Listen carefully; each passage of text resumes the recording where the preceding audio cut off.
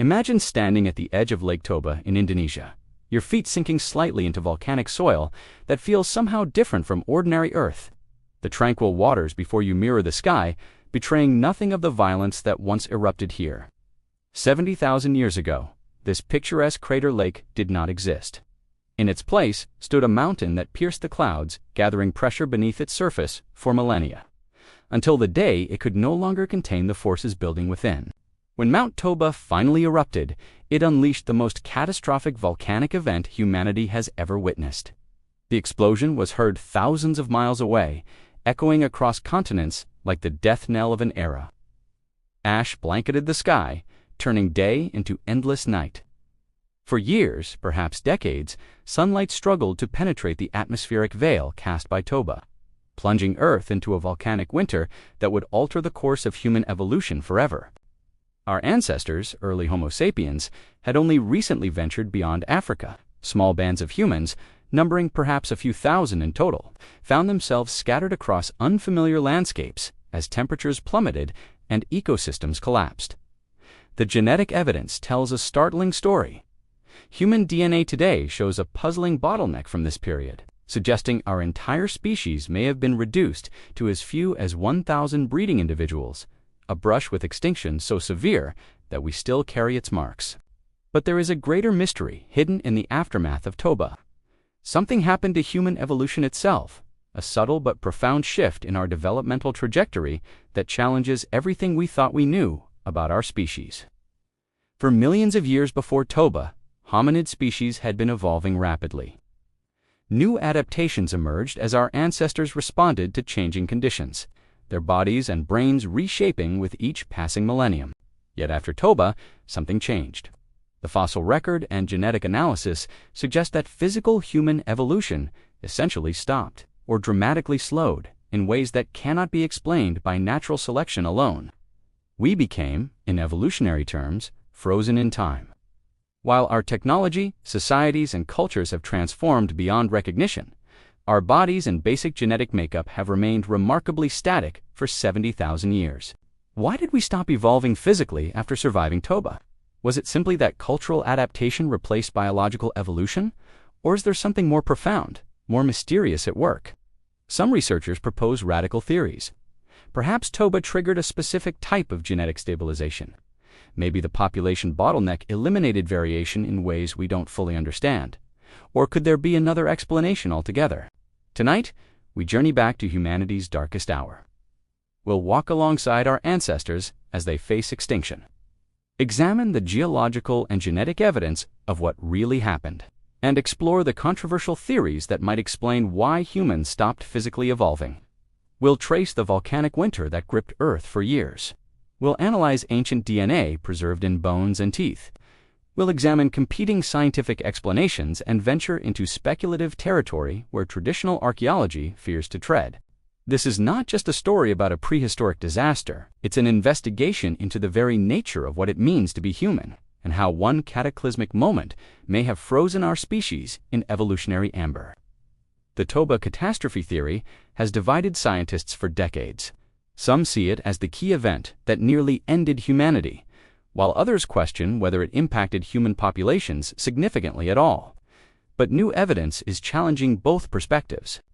Recent genetic studies reveal something even more puzzling. Signatures in our DNA suggest that after surviving Toba, human biological evolution didn't just slow, it fundamentally changed course in ways we're only beginning to understand. In the coming hours, we'll examine controversial findings that rarely enter mainstream discussion. We'll explore whether humans became a different kind of species after Toba, one that evolves primarily through culture rather than biology. By the way, have you ever wondered if we're still evolving today? Share your thoughts in the comments. I'm curious how many of you feel we've truly stopped changing biologically. As we begin this journey, I invite you to consider a profound question. What if the humans who emerged from Toba's shadow were fundamentally different from those who came before, not just in numbers, but in the very essence of their humanity? Chapter 2. The Genetic Echo: Understanding What's at Stake. The stakes of our investigation extend beyond academic curiosity.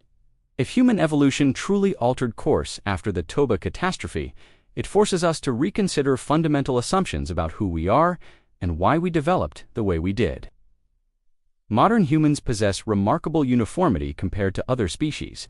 Despite superficial differences in appearance, we share 99.9% of our DNA with every other human on the planet, a level of genetic similarity that is striking among mammals.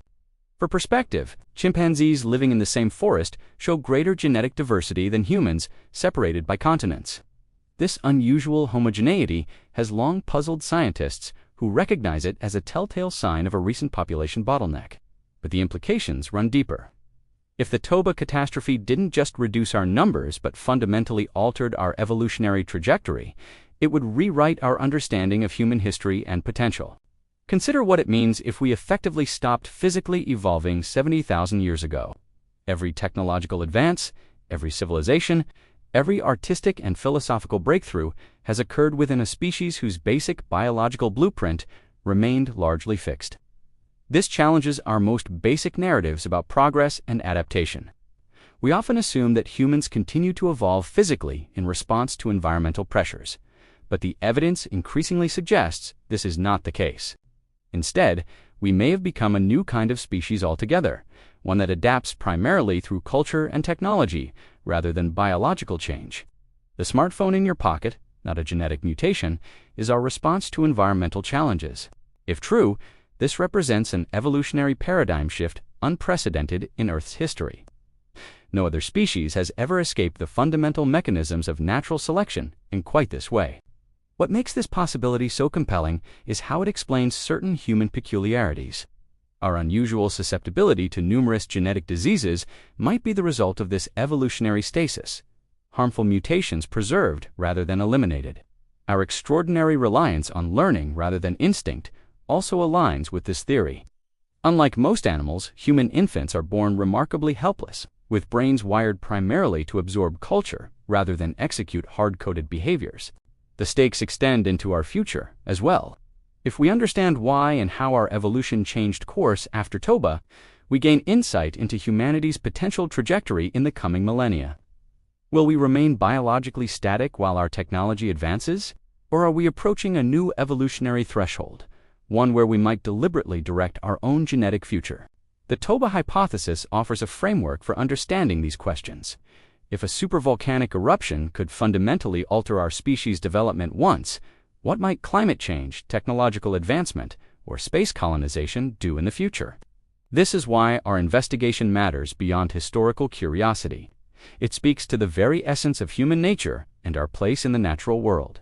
Some anthropologists propose that post-Toba humans became the first domesticated hominids, just as we later domesticated wolves into dogs, selecting for docility and cooperative traits. Toba survivors may have undergone a similar process of self-domestication. The evidence for this appears in surprising places.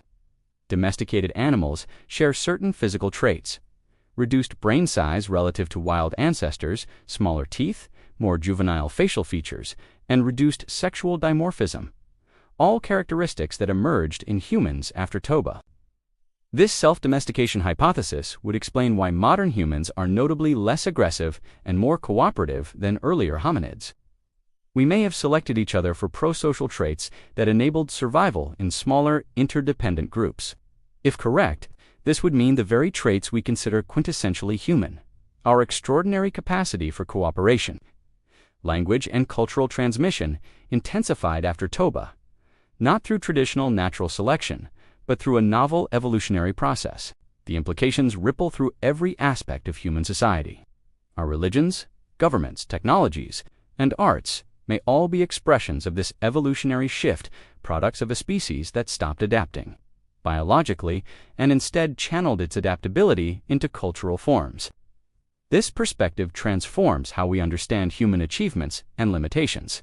Our greatest accomplishments and most persistent challenges might both stem from this evolutionary pivot point 70,000 years ago. Consider modern mental health through this lens: anxiety disorders, depression, and loneliness. Epidemics might reflect a mismatch between our post-Toba cooperative psychology and increasingly isolated modern lifestyles. Our investigation will explore whether the Toba catastrophe created this disconnect, did we evolve to be extraordinarily social creatures, only to build a world that increasingly isolates us from one another? The answer matters because it informs how we might address contemporary challenges. If our basic nature was shaped by a volcanic winter that demanded unprecedented cooperation, perhaps our solutions should acknowledge these evolutionary origins. Beyond individual well-being, this hypothesis has implications for humanity's greatest threats. Climate change, pandemic disease, and technological risks all require coordinated global action. Precisely the kind of cooperation that may have become our evolutionary specialty after Toba. As we explore the evidence for and against these theories, I invite you to consider your own experience.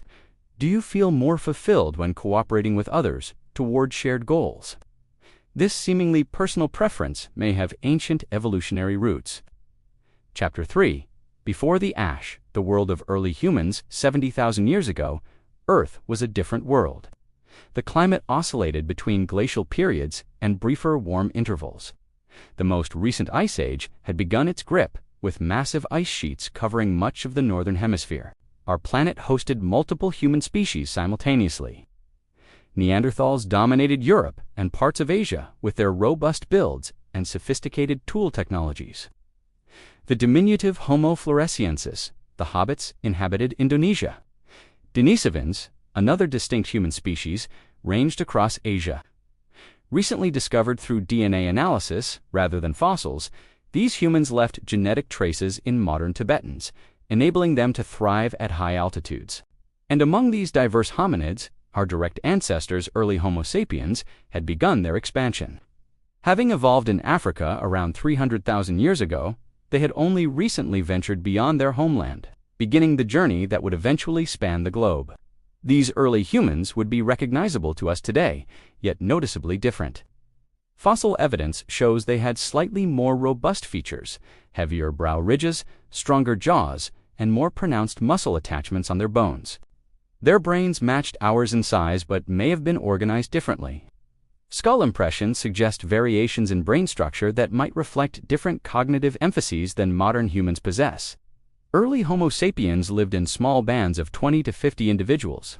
These groups were primarily nomadic, following seasonal resources and game migrations across landscapes that shifted with the advancing and retreating ice. Their toolkit was sophisticated, but limited by modern standards. Stone tools showed remarkable craftsmanship, with specialized implements for different tasks. But many technologies we associate with prehistoric humans, like bows, pottery, and agriculture, still lay millennia in the future. Evidence suggests these early humans had begun to think symbolically. Ochre pigments found at sites dating to this period indicate body decoration or art. Shell beads and deliberately marked stones hint at emerging symbolic expression. Their social structures likely combined egalitarianism with situational leadership. Anthropological studies of modern hunter-gatherers suggest similar groups typically lack permanent hierarchies, but recognize skill-based authority for specific activities. Communication almost certainly involved language, though its complexity remains debated. Anatomically, these humans possessed the physical structures necessary for speech, but the sophistication of their linguistic abilities remains unknown. The world they inhabited teemed with megafauna, now extinct. Woolly mammoths, giant sloths, cave bears, and saber-toothed cats roamed landscapes that combined familiar geography with strikingly different ecosystems. Human populations remained remarkably small by modern standards. Genetic evidence suggests the total global population of Homo sapiens before Toba may have been as low as 10,000 to 30,000 individuals, fewer people than in a small modern city. These bands were widely dispersed across Africa and parts of Eurasia. Small groups had ventured along coastlines into the Middle East, South Asia, and possibly as far as Southeast Asia and Australia. Archaeological evidence from this period becomes increasingly sparse as we move away from Africa. Sites are separated by vast distances, suggesting human presence was tenuous, small groups navigating unfamiliar territories. This was humanity on the cusp of something. The cognitive and technological foundations were being laid for what would later become a global dominance unparalleled in Earth's history. And then, Mount Toba erupted. The supervolcano unleashed approximately 2,800 cubic kilometers of material, enough to cover the entire United States in a layer several inches thick.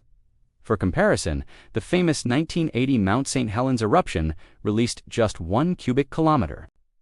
Geological evidence shows Toba's ash reached as far as India, where it created layers still visible in the soil today.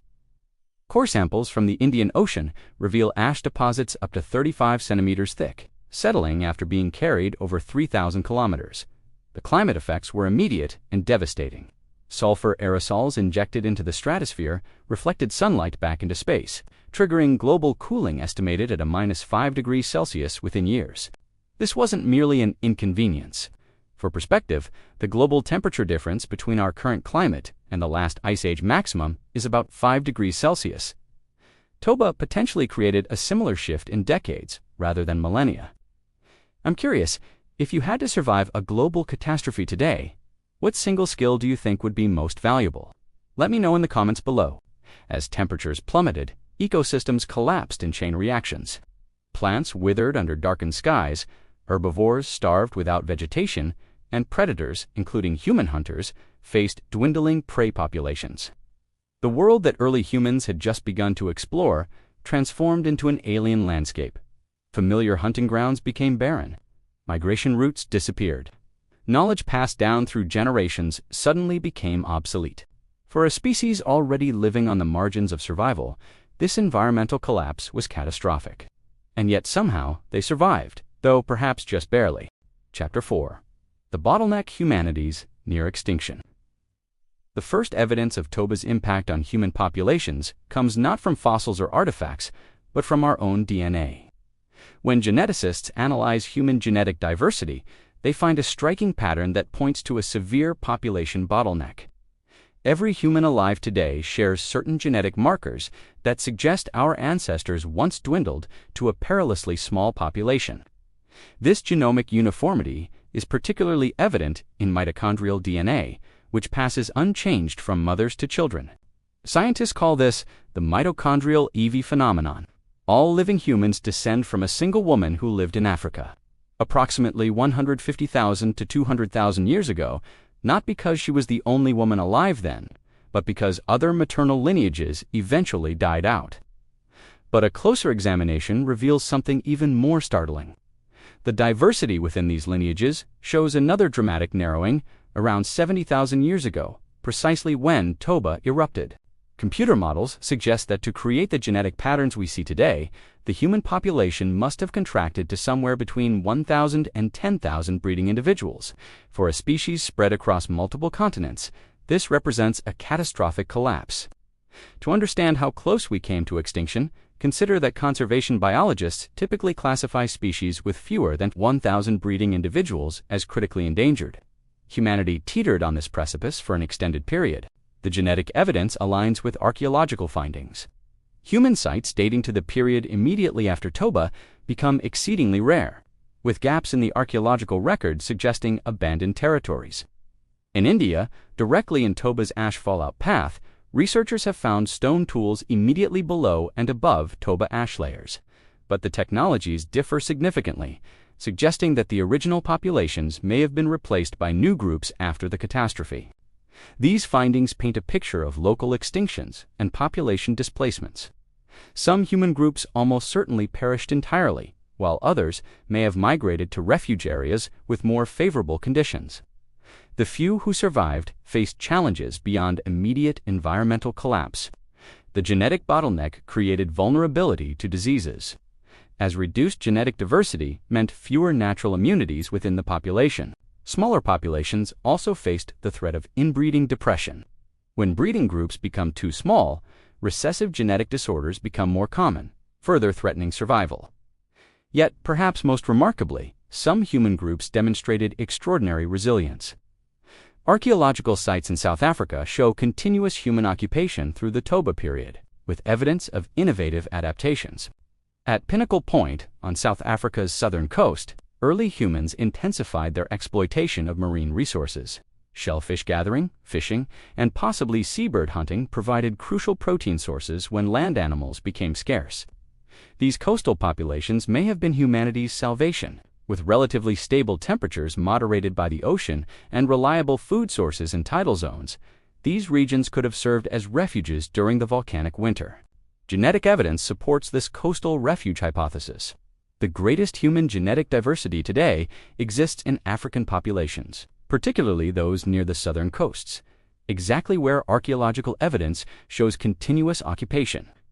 But something else happened during this bottleneck, something that fundamentally altered human development. The survivors who emerged from this catastrophe appear to have undergone an evolutionary shift unlike anything seen before. Pre-Toba human fossils show considerable anatomical variation. Different populations had distinct features, suggesting normal evolutionary diversification as humans adapted to various environments. Post-Toba, this pattern changes dramatically. Human remains from after the catastrophe show remarkable anatomical uniformity worldwide, as if the survivors came from a single, already homogeneous population. This uniformity extends beyond physical characteristics into behavior. Archaeological evidence suggests a sudden proliferation of symbolic thinking, advanced tools, and complex social organization after the bottleneck. Sites dating to 65,000 to 50,000 years ago show an explosion of technological innovation, specialized hunting tools, artistic expression, and evidence of trade networks all appear with surprising suddenness in the archaeological record. This creative explosion has puzzled archaeologists for decades. The timing suggests a connection to the aftermath of Toba, but the mechanism remained mysterious until geneticists made a startling discovery. Recent genomic studies have identified specific gene variants that became fixed in human populations during this period. Several affect brain development, neural connectivity, and cognitive functions associated with language and social cognition. Some researchers propose that these genetic changes represent a new kind of selection pressure, not adaptation to physical environments as traditional evolution would predict, but adaptation to intense social pressures within small, interdependent groups. If true, this would mean Toba didn't just reduce our population, it fundamentally changed what it means to be human. The catastrophe may have created conditions where social intelligence, cooperation, and cultural innovation became the primary drivers of survival. This would explain the archaeological pattern we observe.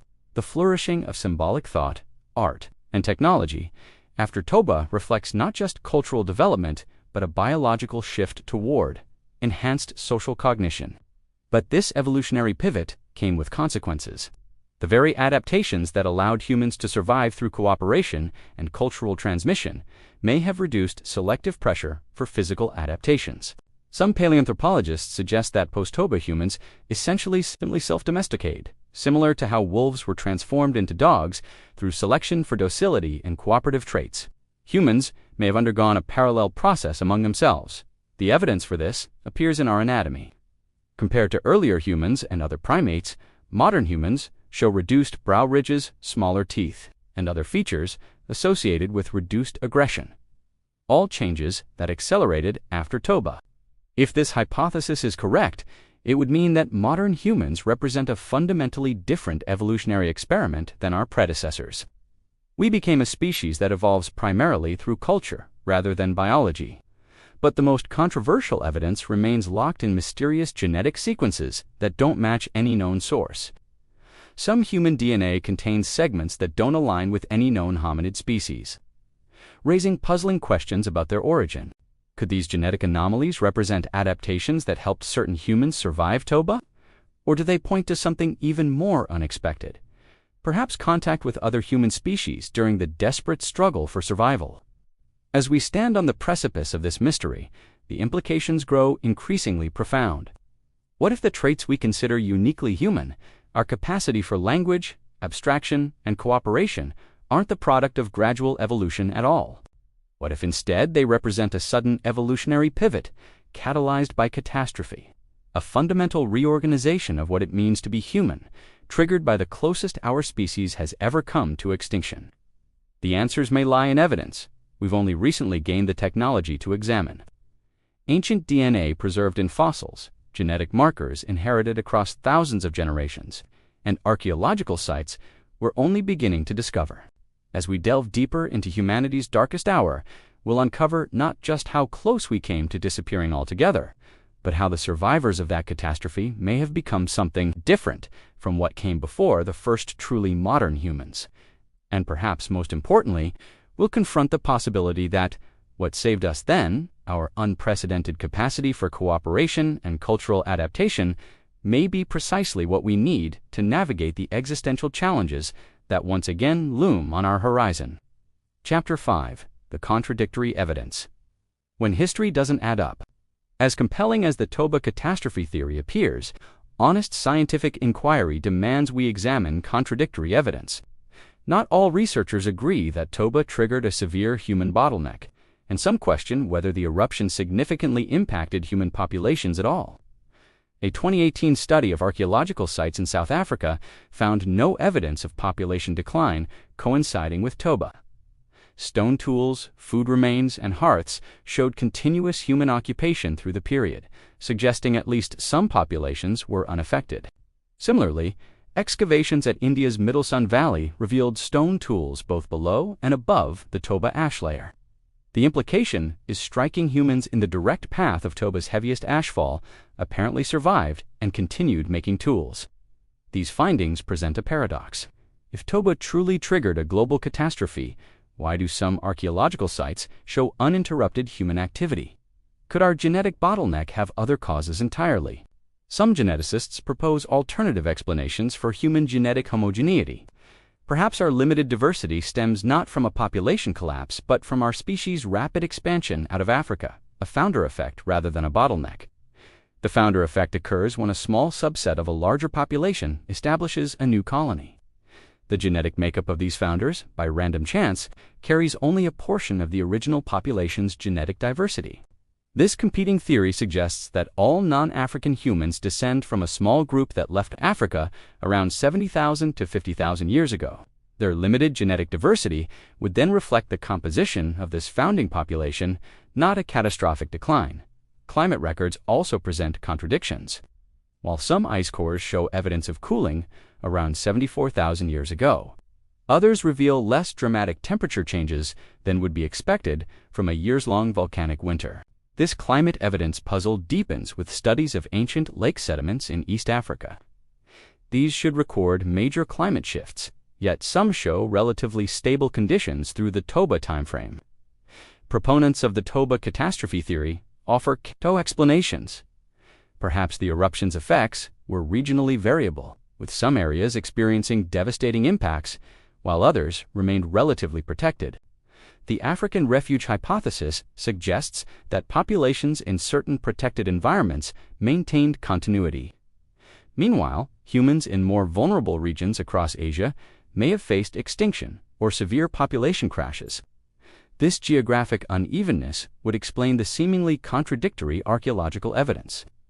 Some sites show continuity because they were in refuge areas, while vast regions in Toba's direct path show little evidence of human presence for thousands of years after the eruption. But perhaps the most puzzling contradiction concerns human evolution itself. If natural selection continued normally after Toba, why didn't humans diversify more dramatically as they adapted to radically different environments? Populations that migrated to Arctic regions faced entirely different selective pressures than those in tropical environments. Yet the genetic and anatomical differences between these groups are surprisingly minimal compared to what evolutionary theory would predict. This evolutionary stasis becomes even more perplexing when we consider our genetic cousins. Neanderthals showed significant anatomical adaptations to cold climates over similar timeframes, with bodies evolutionarily shaped for Ice Age Europe. Early humans in Europe initially showed similar cold adaptations. Fossils from pre-Toba European Homo sapiens display some Neanderthal-like features, suggesting parallel evolution in response to similar conditions. Yet post-Toba humans maintained essentially the same body plan, regardless of climate. Modern Arctic peoples have nearly identical skeletal structures to tropical populations. With adaptations limited primarily to superficial traits like skin pigmentation, this pattern contradicts standard evolutionary expectations. When organisms colonize diverse environments, natural selection typically drives anatomical divergence as populations adapt to local conditions. Instead, humans show remarkably limited physical adaptation, relying primarily on cultural solutions. Clothing, shelter, and fire replaced the need for biological adaptations like thick body hair or specialized body proportions. Some researchers propose this represents a fundamental evolutionary shift. Perhaps post-Toba, humans pioneered a new adaptive strategy where cultural transmission replaced genetic adaptation as the primary response to environmental challenges. This would explain our species' evolutionary stasis. If technology and social learning could buffer environmental pressures, the selective forces driving physical evolution would be dramatically reduced. However, this theory creates its own contradictions. If humans were already using cultural adaptations before Toba, what changed? Why would the eruption trigger a shift in evolutionary trajectory that was already underway? The genetic evidence presents additional puzzles. Some human populations carry DNA segments that don't match any known hominid species, raising questions about their origin and whether they might relate to post-Toba adaptations. These genetic anomalies cluster in regions affecting neural development and immune function, precisely the systems most critical for survival in small, isolated populations facing novel environmental challenges. Could these genetic elements represent emergency adaptations that emerged during the bottleneck? If so, they point to evolutionary processes operating differently than conventional natural selection. Some theoretical biologists propose that extreme population crashes can trigger accelerated evolution. When pushed to the brink of extinction, species sometimes display unusually rapid adaptive changes that don't follow standard evolutionary time. This concept of evolutionary rescue might explain the apparent contradiction. Perhaps Toba didn't halt human evolution but temporarily accelerated it, creating a burst of adaptation followed by stabilization. Have you ever noticed how humans today solve environmental problems through technology rather than physical adaptation? Drop a comment about a time when you used a tool instead of relying on your body's natural capabilities. The contradictions extend to human brain evolution as well. While overall brain size has remained relatively stable since Toba, subtle changes in brain structure continued, particularly in areas associated with language and social cognition. This suggests that even as gross physical evolution slowed, selection pressures continued shaping our cognitive architecture. But why would evolution continue for neural connectivity while slowing dramatically for physical traits? The answer may lie in a profound shift in what constituted fitness for post-Toba humans. Perhaps survival no longer depended primarily on physical adaptations, but on cognitive abilities that enhanced social cooperation. If small, isolated groups depended entirely on each other for survival, social intelligence would become the primary driver of reproductive success. Those better able to communicate, cooperate, and transmit knowledge would leave more offspring. This would create selection pressure for enhanced social cognition while reducing pressure for physical adaptation. Exactly the pattern we observe in post-Toba human evolution. The contradictory evidence leaves us with compelling questions. Did Toba truly cause a human bottleneck? If so, why do some archaeological sites show continuity? And most importantly, what really happened to human evolution afterward? Chapter 6. Echoes in Myth: What Ancient Stories Remember Throughout the World. Indigenous cultures preserve stories of a time when darkness covered the earth. These narratives share remarkable similarities despite originating in geographically distant regions, suggesting they might preserve memories of a shared catastrophe. Aboriginal Australian traditions tell of a time when the sky fell and darkness prevailed. In these stories, the ancestors had to navigate by starlight when the sun vanished, a detail that aligns strikingly with the effects of a global volcanic winter. Similar themes appear in Native American oral histories. The Hopi speak of previous worlds destroyed by fire and ice, while other tribes describe a time when ashes fell like snow and the sun disappeared. Hindu texts mention the Samvartaka fires that end cosmic cycles. These descriptions of world-consuming flames and subsequent darkness bear uncanny resemblance to a supervolcanic eruption and its aftermath. Could these myths preserve cultural memories of Toba? If human populations survived the catastrophe, their experiences might have been encoded in stories passed down through hundreds of generations. Anthropologists have documented cases where oral histories accurately preserved events from thousands of years ago. Aboriginal stories describing coastlines that haven't existed since sea levels rose 10,000 years ago have been verified by modern bathymetric surveys. The persistence of such memories challenges our assumptions about prehistoric knowledge transmission. If humans could accurately preserve geological events from 10,000 years ago, why not a catastrophe from 70,000 years ago? The mythological record contains other intriguing parallels. Many cultures worldwide preserve stories of a time when humans received sudden knowledge or gifts from mysterious benefactors, often described as coming from the sky or possessing supernatural qualities. These narratives typically place this knowledge transfer after a period of darkness or catastrophe. The sequence echoes the archaeological pattern of cultural explosion following Toba, raising questions about what these myths might preserve. In Norse mythology, Odin sacrificed himself to gain the wisdom of the runes. After hanging from the world tree for 9 days without food or water, a period of suffering, he received sudden enlightenment and knowledge. Greek mythology describes Prometheus stealing fire from the gods to give to humans. This gift fundamentally transformed human existence, much as the post-Toba cultural explosion seems to have revolutionized human capabilities. Native American traditions speak of culture heroes who taught humans essential skills after times of hardship. These figures brought knowledge of fire, tools, agriculture, and social organization, precisely the domains that showed dramatic advancement after Toba. The pattern appears too consistent to dismiss as coincidence. Could these worldwide myths preserve cultural memories of a pivotal transformation in human capabilities? Following the catastrophe, some anthropologists propose these narratives might encode memories of contact between surviving human populations. Perhaps groups with different technological adaptations encountered each other as they migrated to find habitable regions. To people struggling for survival with limited technology, encountering others with different knowledge might indeed seem miraculous.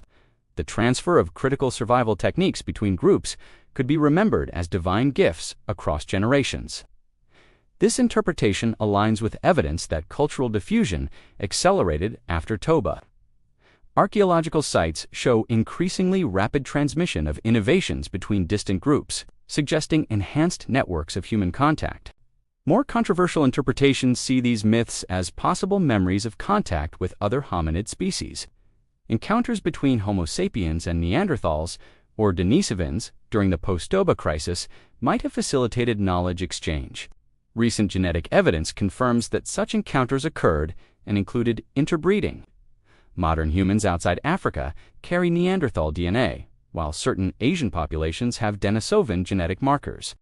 These genetic exchanges raise fascinating questions about cultural exchange. If different human species interbred during this crisis period, might they also have shared technological and social innovations? Some researchers propose even more radical interpretations of these mythic patterns.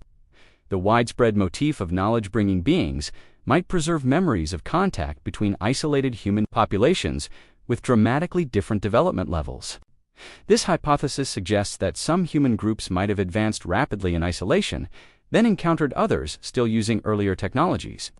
Such meetings could generate exactly the kind of divine benefactor myths found worldwide. The archaeological record contains tantalizing anomalies that support this possibility. Occasional out-of-place artifacts suggest sophisticated technologies existing far earlier than conventional timelines allow. For example, microscopic analysis of certain prehistoric stone tools shows precision that would be difficult to achieve without optical magnification. Some artifacts display working angles and surface treatments that puzzle modern experimental archaeologists in South Africa's Blombos Cave. Researchers discovered a 73,000-year-old drawing made with ochre crayon on stone. This abstract pattern of crochetted lines predates what was previously considered the earliest human art by 30,000 years. Similar findings continue pushing back the timeline of human symbolic capabilities. Shell beads used as jewelry from sites dating to 82,000 years ago demonstrate abstract thinking and social signaling long before the supposed creative explosion. These discoveries contradict the narrative of sudden post-Toba advancement. Instead, they suggest that sophisticated human capabilities existed before the eruption, but perhaps remained isolated or limited to certain populations. This creates an alternative possibility. Rather than suddenly developing new cognitive abilities, post-Toba humans might have experienced an acceleration in cultural transmission as surviving groups exchanged technologies and knowledge. The mythic record contains another pattern worth exploring. Many traditions describe a golden age of advanced knowledge that was subsequently lost, requiring rediscovery generations later, from Plato's Atlantis to biblical accounts of antediluvian civilizations. These narratives share a common structure.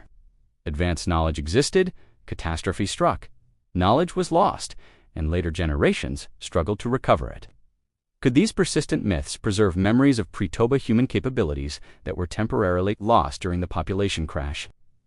Archaeological evidence shows certain technologies disappeared during this period, only to be reinvented thousands of years later. For example, heat treatment of stone tools appears in the archaeological record before Toba, disappears for thousands of years, then re-emerges with the same techniques. This pattern suggests knowledge preservation was imperfect through the bottleneck. What's your take? Do you think ancient myths might contain kernels of historical truth, or are they purely symbolic stories? Share your perspective in the comments. The mythological record provides another line of evidence suggesting something profound changed in human consciousness around this time. Creation myths worldwide describe a moment when humans became aware or gained knowledge that separated them from other beings. In biblical tradition, eating from the tree of knowledge granted awareness. In Greek mythology, Prometheus gave humans not just fire, but consciousness.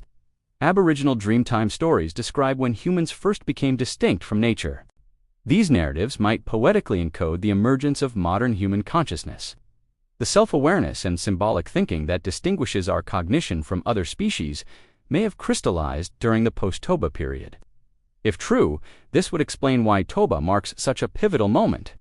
The catastrophe may have created selection pressures that favored a new kind of consciousness, one capable of abstract thought, planning, and cultural transmission on unprecedented scales. Chapter 7. What hangs in the balance, redefining humanity's journey.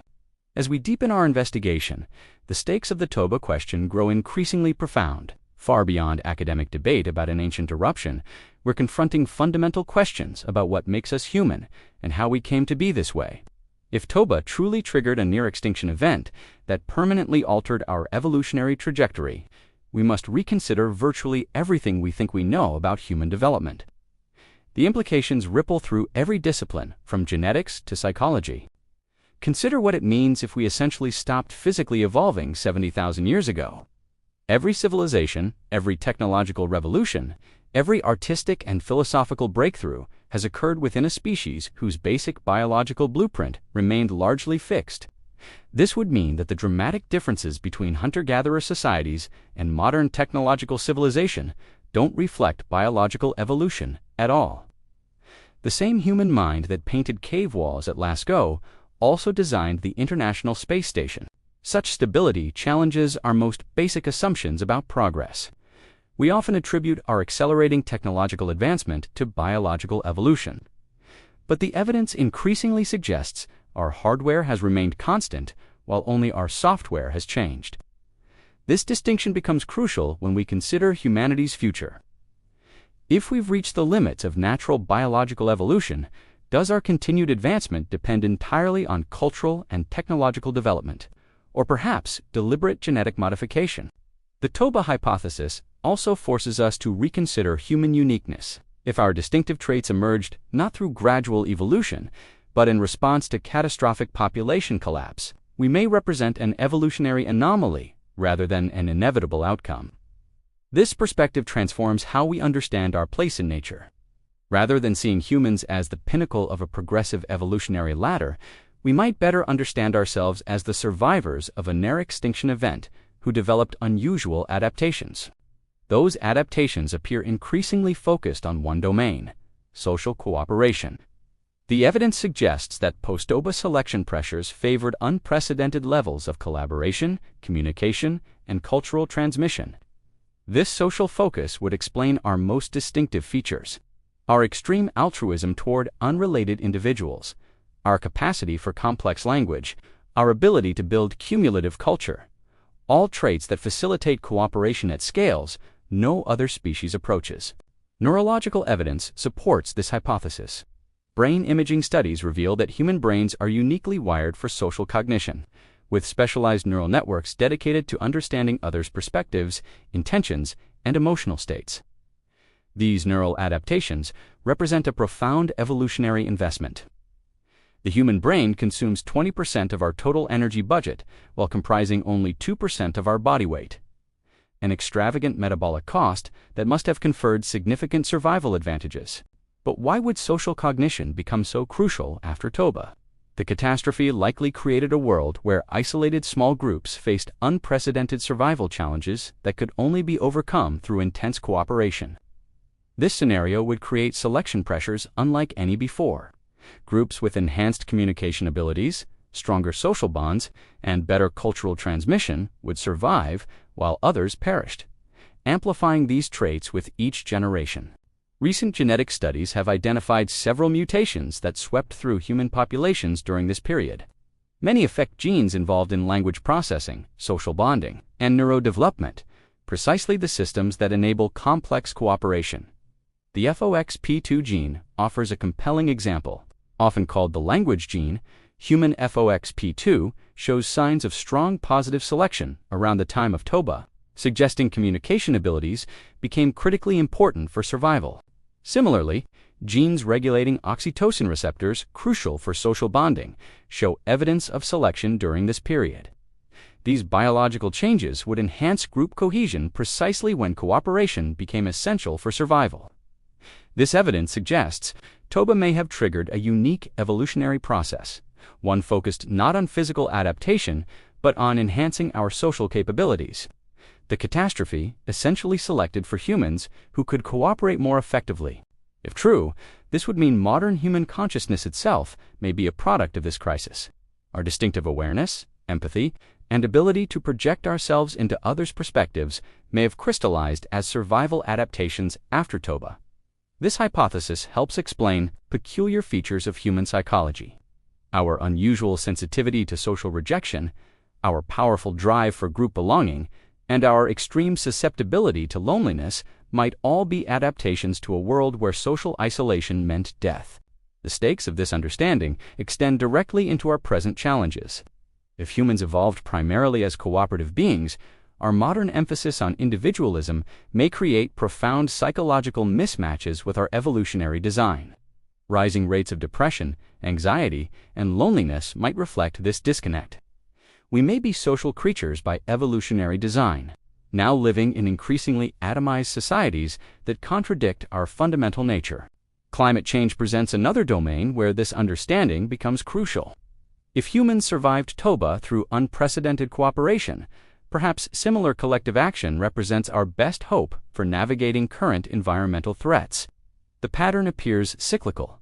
A climate catastrophe potentially shaped human evolution toward cooperative problem solving, and now our cooperative capacities are being tested by another climate crisis. The stakes of understanding our true nature could not be higher. Beyond immediate challenges, this perspective transforms how we might approach humanity's future.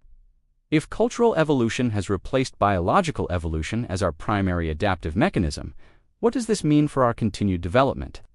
Some futurists propose that technological augmentation represents the next phase if biological evolution has effectively stalled.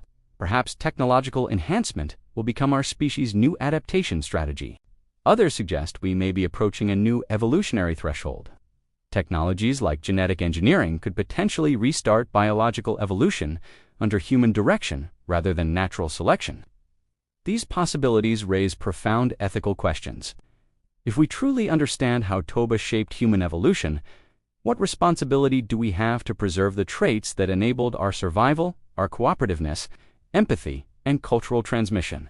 Conversely, if we recognize limitations in our evolutionary design, what criteria should guide any attempts to move beyond these constraints? The answer depends largely on what we learn about our post-Toba development. Recent neurological research suggests we may be undergoing another transformation already. Studies of human brains show that internet use and digital technology are literally rewiring our neural architecture, potentially creating a new type of human cognition. This emerging digital consciousness differs from previous forms. It processes information differently, manages attention in new ways, and interacts with memory systems unlike any previous generation of humans. The parallels to post-Toba transformation are striking. Once again, environmental changes, now technological rather than climatic, appear to be driving rapid adaptations in human cognition and social structures. The key question becomes whether these changes represent a continuation of our post-Toba trajectory or a departure from it. Are we enhancing our cooperative capabilities through technology, or undermining the very traits that once ensured our survival? The answer may determine our fate. If Toba truly shaped us into cooperative beings, technologies that fragment our social cohesion might undermine the very adaptations that make us human. Alternatively, if our digital tools expand our capacity for collective problem-solving, they might represent the next stage in our continuing evolution as a cooperative species. The difference could determine whether we overcome or succumb to our mounting challenges. As we approach the pivotal evidence about what really happened after Toba, the implications continue expanding. What we discover about our evolutionary past may well determine our evolutionary future. But the most profound question remains unanswered. If humans truly stopped physically evolving after Toba, what does this mean about our nature? Are we effectively a completed species, or merely paused in our development? The mysteries deepen further when we examine certain genetic anomalies that appeared after the bottleneck. Some DNA sequences that emerged in human populations during this period don't match the expected mutation patterns of natural selection. These genetic segments show characteristics suggesting they may have been acquired through mechanisms other than normal inheritance. Their sudden appearance in human populations following Toba represents one of the most puzzling aspects of our evolutionary history. Did these genetic changes emerge through accelerated mutation in response to extreme selection pressure? Or do they point to something even more unexpected, perhaps? Genetic exchange with other hominid species, driven by the desperate circumstances after Toba, the evidence we're about to examine challenges conventional scientific frameworks. It suggests that what happened after Toba may force us to reconsider not just human evolution, but the fundamental mechanisms of evolution itself. As we piece together the final evidence, we confront the possibility that humans today represent something unprecedented in evolutionary history, a species that evolved beyond biological evolution itself, transitioning to a new developmental paradigm entirely. The implications would transform our understanding of what it means to be human. Far from being just another species, we may represent a fundamentally different kind of biological experiment, one that Toba's catastrophe somehow catalyzed. And perhaps most importantly, it would mean that the very traits that saved us then, our unprecedented capacity for cooperation, communication, and cultural adaptation, may once again determine whether we survive the challenges that now loom before us. Chapter 8. Competing Explanations. 3 Paths Through the Evidence as we approach the heart of our investigation. 3 compelling theories emerge to explain humanity's puzzling evolutionary trajectory after Toba. Each is supported by substantial evidence, each has prominent scientific advocates, and each offers a radically different understanding of what it means to be human. The first theory, what we might call the cultural adaptation hypothesis, suggests that humans didn't stop evolving after Toba, but simply shifted from biological to cultural evolution. In this view, technology and social learning became our primary adaptive mechanisms. Proponents point to clear evidence that human cultural adaptation accelerated dramatically after Toba. Tool technologies diversified, symbolic expression flourished, and social structures became increasingly complex, all while physical evolution seemingly slowed. This pattern suggests a profound shift in selective pressures. As humans became more dependent on cultural solutions, the survival advantage of physical adaptations diminished, reducing the pace of anatomical evolution. The cultural adaptation hypothesis is supported by numerous observations. For instance, humans have colonized environments ranging from Arctic tundra to tropical rainforests with minimal physical adaptation, relying instead on cultural technologies. Our unusually extended childhood, far longer than any other primate, aligns with this hypothesis. Extended developmental periods allow for intensive cultural learning, suggesting natural selection favored this trait once cultural transmission became our primary adaptive strategy. Neurological evidence further supports this view. Human brains show specialized adaptations for social learning, imitation, and cultural transmission, neural networks that developed significant refinement during the period after Toba. In this framework, Toba didn't stop human evolution, but redirected it. The catastrophe created conditions where cultural adaptation offered superior survival value compared to biological adaptation, permanently altering our evolutionary trajectory. The second major theory, the self-domestication hypothesis, proposes something more radical. Perhaps humans essentially domesticated themselves after Toba, selecting for traits similar to those we later selected in domesticated animals. This hypothesis draws compelling parallels between anatomical changes in post-Toba humans and known effects of domestication. Compared to earlier humans, modern Homo sapiens show reduced brow ridges, smaller teeth, and more juvenile facial features. Classic domestication markers. These physical changes mirror those seen when wild species are domesticated. Wolves transformed into dogs show similar patterns: smaller teeth, reduced aggression markers, and retention of juvenile traits into adulthood, a phenomenon called neoteny. The self-domestication theory suggests that after Toba, humans began selecting each other for reduced aggression and increased cooperation. In small surviving groups, those who could maintain social harmony would have significant survival advantages. Over generations, this social selection would reshape human anatomy and psychology. Aggressive individuals would be excluded from groups, reducing their reproductive success and gradually removing such traits from the gene pool. This process would explain our uniquely cooperative nature. Humans demonstrate levels of altruism toward non-relatives that far exceed any other primate behavior that makes little sense under traditional natural selection, but aligns with domestication effects. Genetic evidence provides intriguing support, several genes showing strong selection after Toba. Regulate neural crest cell development, the same developmental pathway affected in all domesticated animals. If true, this would mean modern humans are essentially the domesticated version of earlier Homo sapiens. Our distinctive traits, reduced aggression, heightened sociability, and cooperative tendencies would represent the products of an unprecedented evolutionary process. The third major theory ventures into more controversial territory. The accelerated adaptation hypothesis suggests that extreme survival pressure after Toba triggered genetic and epigenetic changes that operated outside standard evolutionary timeframes. This hypothesis proposes that near extinction created unique conditions for rapid adaptive changes.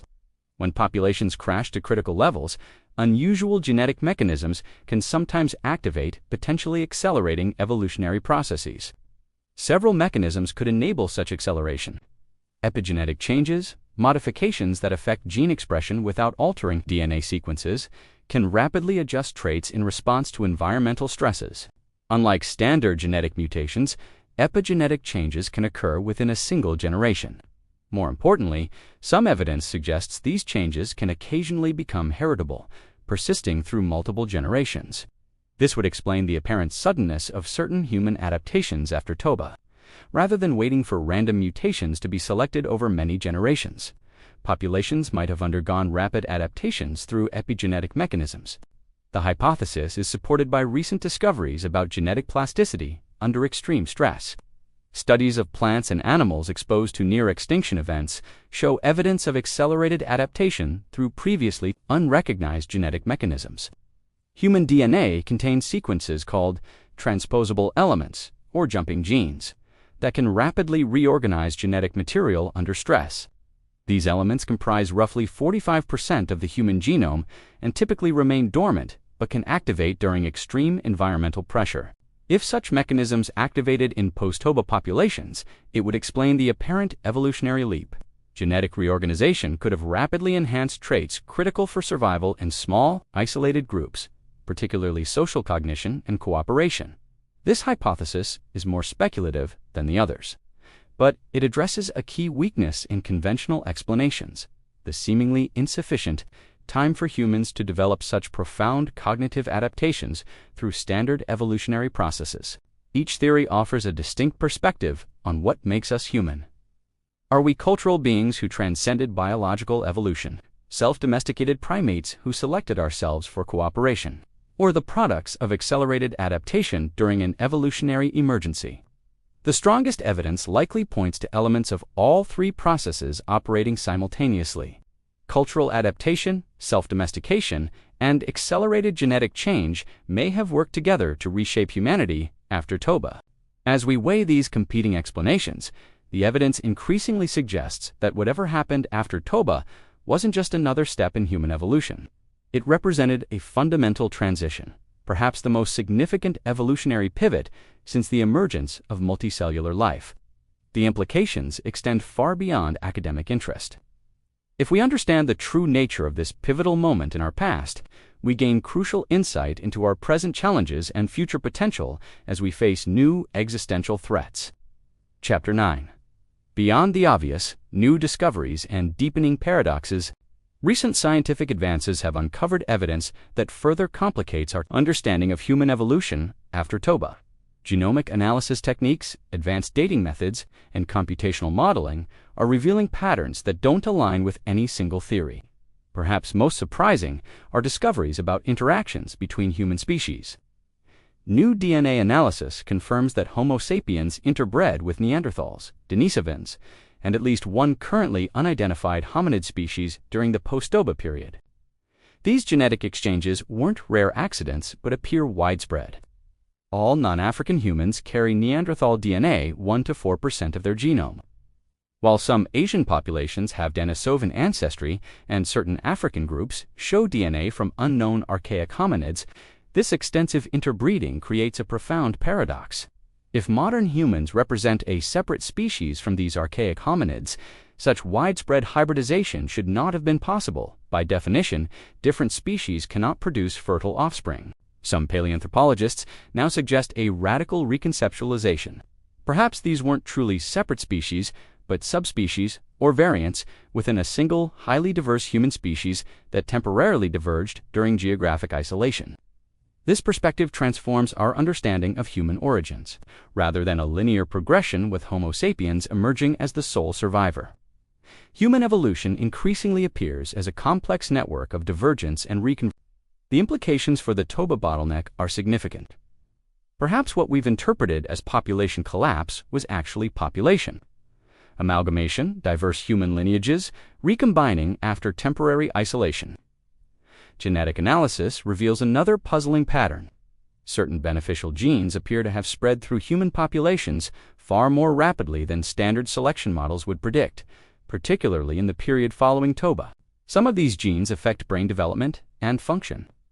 A variant of the ASPM gene associated with brain growth shows evidence of strong positive selection, beginning roughly 70,000 years ago, with unusual patterns of genomic spread.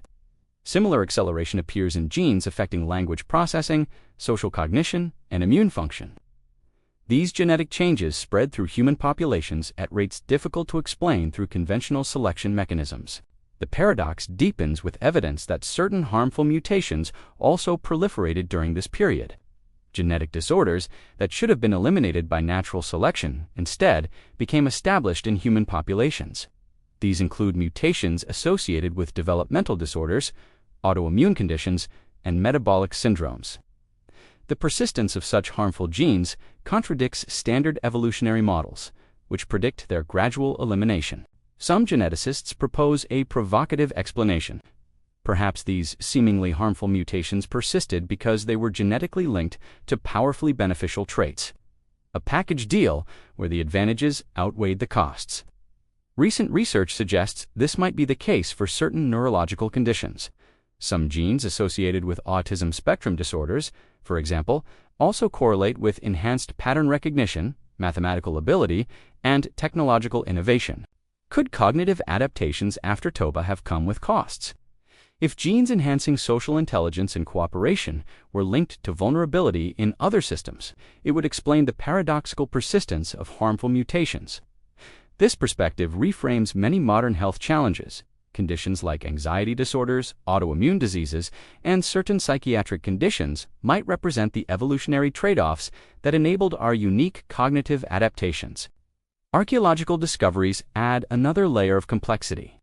New findings consistently push back the timeline for sophisticated human behaviors, suggesting capabilities we thought emerged after Toba may have existed much earlier.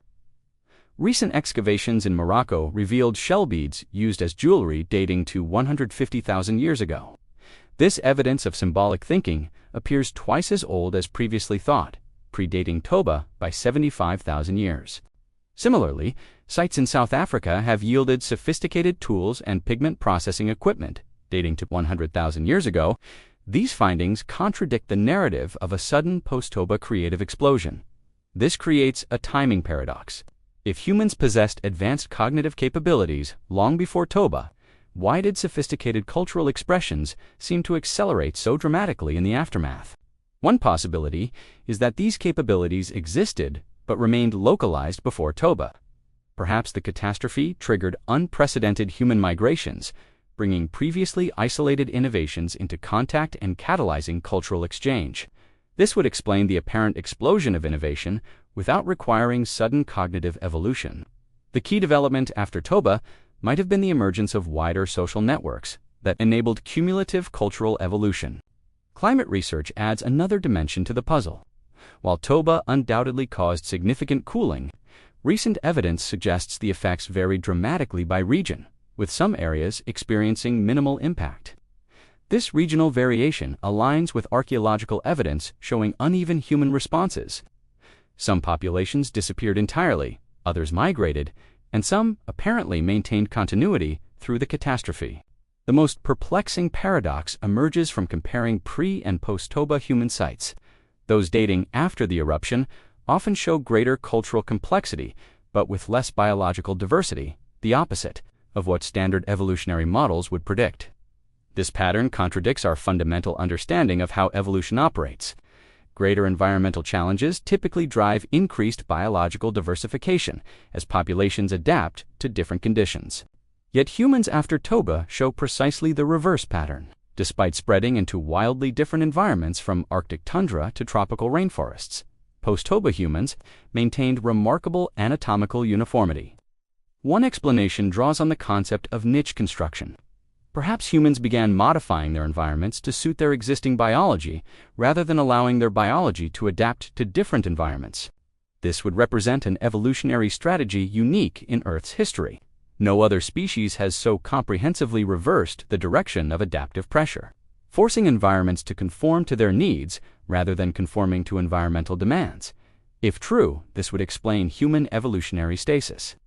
By constructing artificial environments, clothing, shelter, fire, that buffered environmental pressures, humans essentially removed the selective forces that would normally drive physical evolution. The most radical interpretation suggests Toba may have triggered a macroevolutionary transition, just as the emergence of multicellularity represented a fundamental shift in how evolution operates.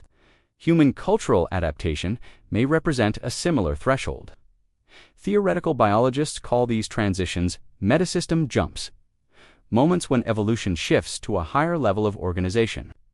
The transition from genetic to cultural evolution might represent such a jump, comparable to the earlier transitions from chemical to biological evolution.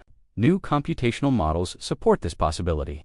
Simulations show that under certain conditions, cultural evolution can entirely subsume genetic evolution, creating a new evolutionary dynamic operating by different rules and at different timescales. The paradoxes we've explored point toward something unprecedented. The evidence increasingly suggests that human evolution after Toba fundamentally changed course, creating an entirely new category of evolutionary process. Understanding this transition has never been more crucial. As we face climate change, pandemic disease, and technological risks, the evolutionary adaptations that emerged from humanity's last great catastrophe may determine whether we survive the next. Chapter 10. The Revelation: A New Understanding of Human Evolution. As we integrate the full spectrum of evidence, genetic, archaeological, climatological, and anthropological, a revolutionary understanding of human evolution emerges. The Toba catastrophe appears to have triggered not just a population bottleneck, but a fundamental evolutionary transition. This transition represents something far more significant than previously recognized. What happened after Toba wasn't merely a shift in human attributes, but a transformation in how human evolution itself operates, a change in the underlying rules of our development. Before Toba, humans evolved like any other species. Natural selection operated on individual traits, gradually adapting populations to their environments through differential reproduction of beneficial genetic variations. But after surviving the catastrophe, something profound changed. The evidence increasingly suggests that humans transitioned to a new evolutionary paradigm, one where the primary unit of selection shifted from individuals to groups. This transition to multi-level selection fundamentally altered human evolution. Traits that benefited group survival became strongly selected, even when they occasionally disadvantaged individuals, explaining our unprecedented capacity for self-sacrifice and cooperation. Genetic evidence supports this revolutionary interpretation. Many genes that show strong positive selection after Toba regulate social behaviors, enhancing traits like empathy, communication, and collective problem-solving. These traits would provide little advantage in traditional individual selection. An individual who shares resources or risks their safety for others typically reduces their personal fitness, which should be selected against in standard evolutionary models. But if selection operated primarily at the group level, these traits become powerfully adaptive. Groups comprised of cooperative individuals would outcompete and outlast groups of selfish individuals, especially in the harsh post-Toba environment. This explains the genetic paradox of harmful mutations persisting alongside beneficial ones.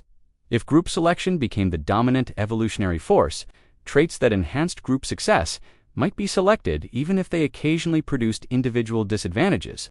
Archaeological evidence aligns with this interpretation. Post-Toba sites show increasing evidence of social stratification, specialized roles, and complex cooperative behaviors, all indicators of selection operating at the group level. The evidence for this transition appears in our biology itself. Compared to our closest relatives and earlier human species, modern humans show reduced physical competition adaptations, smaller canines, less sexual dimorphism, and increased cooperative signaling. Our faces evolved to become extraordinarily expressive. Human facial muscles enable a range of emotional displays unmatched in any other species, adaptations that serve no purpose except facilitating social coordination. Even more telling is the emergence of involuntary emotional signaling. Humans are the only primates who show involuntary emotional displays like blushing when embarrassed or crying when sad, signals whose honesty is ensured by their involuntary nature. These traits make no sense under individual selection. Why evolve signals that honestly reveal vulnerability unless group cohesion had become more important? To survival than individual advantage, the revelation becomes clear. Toba triggered the emergence of a new kind of species, one where evolution operated simultaneously at multiple levels: genetic, epigenetic, cultural, and group, creating an unprecedented evolutionary dynamic. This multi-level selection model explains why human physical evolution appears to have slowed. It didn't stop, it transformed, with selective pressures now operating primarily on our social capacities rather than physical attributes.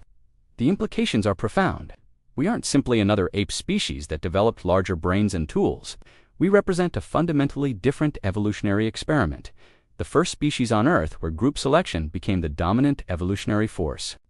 This transition helps explain uniquely human traits that have long puzzled evolutionary biologists: our extreme altruism toward non-relatives, our capacity for self-sacrifice, and our elaborate moral systems all make sense as adaptations to group selection. It also explains why we express such strong conformity pressures. Human cultures universally develop moral norms and punish violators, mechanisms that maintain group cohesion when group survival determines individual survival. The post-Toba transition to multi-level selection represents as significant an evolutionary event as the development of multicellular life. Just as single cells once joined to form organisms, individual humans joined into cooperative groups that functioned as evolutionary units. This wasn't merely a cultural development, but a biological one. Our brains, hormonal systems, and even immune functions evolved specific adaptations to facilitate group living at an intensity no other primate approaches. Perhaps most significantly, this transition explains why humans appear to have stopped physically evolving. We didn't stop evolving. Our evolution simply shifted to operating primarily at group and cultural levels, rather than the anatomical level. This multi-level selection model resolves the central paradox of human evolution. It explains how we could simultaneously experience reduced physical evolution while undergoing the most dramatic cognitive and social evolution in Earth's history. The Toba catastrophe created perfect conditions for this transition. Small, isolated groups facing extreme environmental challenges could only survive through unprecedented cooperation, creating selective pressures that fundamentally rewired human evolutionary dynamics. This explains why human evolution appears to operate differently from all other species. We aren't simply unusual apes, we represent a new evolutionary paradigm, one where cultural and group selection effectively subsumed individual genetic selection. The evidence suggests this transition was neither gradual nor inevitable. It required the extreme selective pressures of a near-extinction event to redirect human evolution onto this unprecedented path. Without Toba, humans might have continued evolving like other species. The catastrophe created a unique evolutionary opportunity, a restart that allowed new selective pressures to fundamentally reshape our developmental trajectory. This new understanding forces us to reconsider what it means to be human. Our most distinctive traits, language, morality, cumulative culture, and technology, aren't simply features we evolved, but products of an entirely different evolutionary process. The implications extend to our contemporary challenges. If humans evolved primarily as cooperative, group-selected beings, our current social structures may be fundamentally misaligned with our evolutionary design. Rising rates of depression, anxiety, and loneliness may reflect this misalignment. We evolved for intense social connection within cooperative groups. Yet modern societies increasingly isolate individuals and reward self-interest over group welfare. This perspective offers insight into our greatest existential threats. Climate change, pandemic disease, and technological risks all require the very capacities that emerged from our evolutionary transition, our ability to cooperate at unprecedented scales. The fate of our species may depend on whether we recognize and embrace the evolutionary transition that Toba implies. Our unique capacity for group-level cooperation represents both our greatest adaptive trait and our best hope for survival. This revelation transforms how we understand ourselves and our future. We aren't simply clever apes using tools.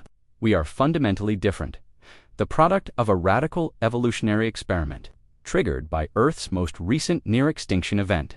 And perhaps most importantly, we're still in the midst of this evolutionary transition. The multi-level selection dynamics that emerged after Toba continue shaping human development, potentially leading toward yet another evolutionary threshold. As we face new global challenges, we're testing whether the cooperative adaptations that emerged after Toba can scale to encompass our entire species.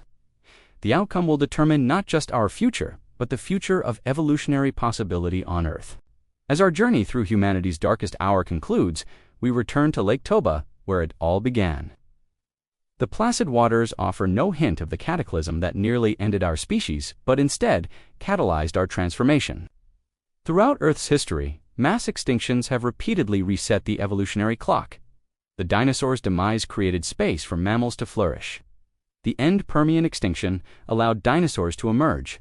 Each catastrophe opened evolutionary niches for new forms. Toba represents a different kind of reset, a near extinction that transformed not just which species survived, but how evolution itself operated within our lineage. The catastrophe didn't just prune our family tree, it fundamentally altered how it grows. This perspective offers both humility and hope. We exist because our ancestors survived Earth's most recent brush with human extinction, emerging with unprecedented capacities for cooperation, communication, and cultural transmission. These capacities, products of the multi-level selection that Toba triggered, represent our greatest evolutionary innovations and our best tools for facing current challenges. The same adaptations that allowed our ancestors to survive may now determine our future. As we confront climate change, pandemic disease, and technological risks, we're testing whether our post-Toba adaptations can scale to encompass our entire species. Can the cooperative impulses that evolved in small bands extend to global coordination? The answer will determine not just human survival, but the next chapter in Earth's evolutionary story. If we succeed, we may trigger yet another evolutionary transition, one where cooperation expands to planetary scale.